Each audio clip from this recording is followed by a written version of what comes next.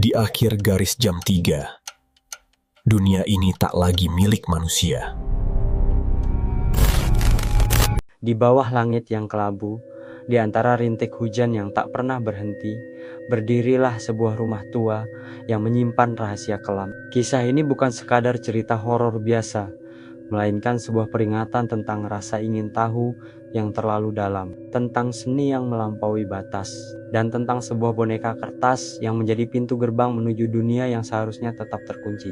Dengarkanlah dan bersiaplah, karena sekali kau masuk, tidak ada jalan untuk kembali. Arya memarkir mobilnya di halaman berumput yang mulai tumbuh liar. Di hadapannya, berdiri sebuah rumah tua peninggalan kakeknya, seorang kolektor barang antik yang eksentrik. Dindingnya yang terbuat dari kayu sudah mulai lapuk, catnya mengelupas di sana-sini. Dan jendela-jendela tinggi yang berjajar di lantai 2 tampak seperti mata kosong yang menatapnya. Hujan rintik-rintik mulai turun, menambah kesan muram pada suasana sore itu. Arya datang bukan hanya untuk membereskan warisan, tetapi juga untuk mencari ketenangan dan inspirasi bagi pameran lukisannya yang akan datang. Ia adalah seorang seniman muda yang selalu haus akan ide-ide unik, dan ia berharap rumah tua ini bisa menjadi kanvasnya yang baru. Langkah pertama, Arya memasuki rumah disambut dengan aroma apak dari kayu tua dan lembab. Debu menari-nari di udara, tertangkap oleh cahaya senja yang menyelinap dari celah-celah jendela. Ia menaiki tangga yang berderit menuju loteng, tempat yang menurutnya paling menjanjikan untuk mencari benda-benda antik. Di sana, di antara tumpukan koran-koran lama dan perabotan usang, mata Arya tertuju pada sebuah kotak kayu berukir yang tersembunyi di bawah kain terpal. Kotak itu tidak seperti benda-benda lain. Ukirannya terlihat aneh, motifnya adalah lingkaran. Lingkaran saling silang yang entah mengapa terasa tidak menyenangkan. Dengan hati-hati, Arya membuka kotak itu. Di dalamnya tergeletak sebuah boneka kertas. Boneka itu tampak sederhana, dibuat dari kertas coklat yang sudah pudar dan dilipat dengan presisi. Namun, matanya yang dilukis dengan arang hitam pekat menatap kosong, seolah memiliki kedalaman yang tak terhingga. Ada perasaan aneh yang menguasai Arya, sebuah dorongan kuat untuk mengambil boneka itu. Ada daya tarik yang memikat dari kesederhanaan dan keanehan boneka tersebut. Tanpa berpikir panjang, ia membawanya turun, memutuskan untuk menjadikannya objek utama dalam lukisan terbarunya. Boneka kertas itu diletakkannya di atas meja, di samping kanvas putih bersih yang siap menyambut coretan kuasnya. Kuas yang menari di bawah pengaruh malam itu, Arya memulai lukisannya. Ia mencoba menangkap esensi dari boneka kertas itu, mata kosongnya yang penuh misteri. Namun, ada yang aneh. Kuasnya terasa berat, seolah digerakkan oleh kekuatan tak terlihat. Gerakannya menjadi cepat dan tak terkendali, melukis bayangan-bayangan aneh di sekeliling boneka itu. Arya merasa seperti seorang pengamat di dalam tubuhnya sendiri, melihat tangannya melakukan sesuatu yang bukan keinginannya. Di telinganya, bisikan-bisikan halus mulai terdengar. Bisikan itu tidak seperti suara manusia, melainkan seperti desiran angin yang membawa kata-kata. Mereka berbicara tentang sebuah ritual kuno, tentang bahan-bahan yang harus dikumpulkan, tentang cara untuk mengikat roh. Arya mencoba mengabaikannya, tetapi bisikan itu semakin kuat. Ia mulai mengikuti bisikan itu, mencari benang dari kain kafan yang tersembunyi di dalam sebuah peti tua, menemukan lilin yang terbuat dari lemak hewan di gudang, dan memetik bunga Kamboja yang sudah layu di halaman belakang. Setiap langkahnya, setiap gerakannya seolah-olah sudah direncanakan oleh boneka kertas itu. Puncak dari kegilaan itu terjadi di malam ke-7. Arya menyelesaikan lukisan yang ia kerjakan di bawah pengaruh. Lukisan itu bukan potret boneka,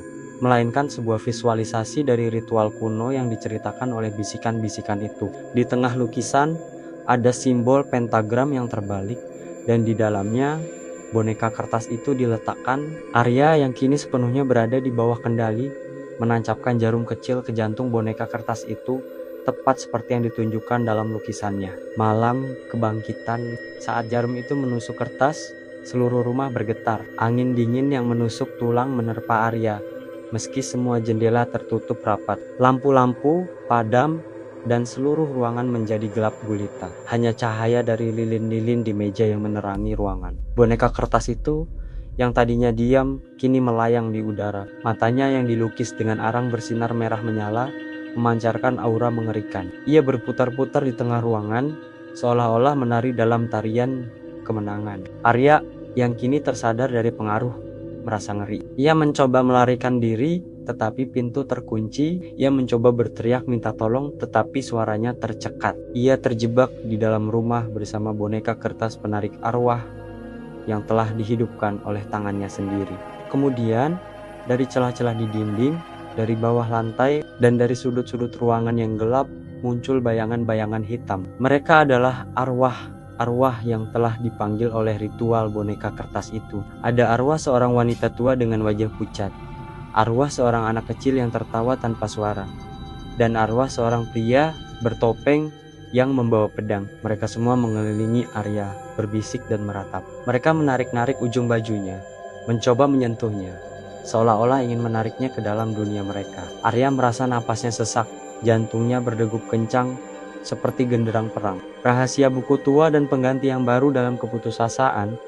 Mata Arya menangkap kilatan cahaya dari sebuah rak buku yang berkarat. Di sana tergeletak sebuah buku tua dengan sampul kulit yang usang. Ia berhasil meraihnya, sambil terus-menerus didorong dan diganggu oleh arwah yang semakin agresif. Buku itu berjudul Ritual Pembebasan Jiwa. Di dalamnya, Arya menemukan satu-satunya cara untuk menghentikan ritual boneka kertas itu. Boneka itu harus dibakar di tengah sebuah lingkaran yang dikelilingi oleh 13 lilin yang telah diberkati. Lilin-lilin itu harus disusun membentuk sebuah pentagram terbalik, dan di setiap sudutnya ditaruh bunga Kamboja yang layu. Dengan sisa-sisa kekuatannya, Arya mengumpulkan lilin-lilin dari lemari dan bunga Kamboja yang layu dari halaman depan. Setiap kali ia menyalakan lilin, arwah-arwah itu berteriak kesakitan, terhalau oleh cahaya suci. Setelah semua lilin menyala, ia melemparkan boneka kertas itu ke tengah-tengah pentagram. Api menyala, membakar boneka kertas itu hingga menjadi abu. Asap hitam yang pekat mengepul ke atas,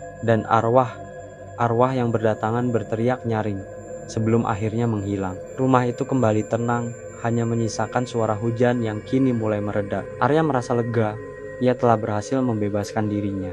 Namun, di tengah kesunyian itu, sebuah suara bisikan terdengar. Suara itu bukan dari luar, melainkan dari dalam kepalanya sendiri. Kau telah membebaskanku, sekarang kau adalah penggantiku. Arya menoleh, dan di sudut ruangan, ia melihat bayangan dirinya yang baru saja menyelesaikan ritual. Di tangannya, ia memegang sebuah boneka kertas yang sama, dengan mata yang bersinar merah. Ia menyadari bahwa ia telah menjadi boneka kertas penarik arwah yang baru. Jiwanya kini terikat pada boneka itu, dan ia akan terjebak selamanya di rumah itu, menunggu mangsa berikutnya yang akan menemukan dirinya dan membebaskannya. Sebuah tawa tanpa suara menggema di seluruh ruangan, menandai awal dari teror yang tak berkesudahan. Dan begitulah kisah Arya berakhir, atau mungkin baru dimulai. Di rumah tua yang kini sepi, hanya ada hembusan angin dingin dan bayangan seorang seniman yang selamanya terikat pada sebuah boneka kertas. Dia adalah penjaga gerbang, boneka itu adalah kuncinya, dan setiap jiwa yang datang adalah mangsanya. Jangan biarkan rasa ingin tahu membawamu ke dalam kegelapan. Jangan sentuh apa yang seharusnya tidak disentuh, karena terkadang sesuatu yang paling rapuh bisa jadi yang paling berbahaya. Jika kalian menyukai cerita ini, jangan lupa subscribe untuk mendapatkan cerita horor lainnya yang tak kalah seram. Sampai jumpa di kisah selanjutnya.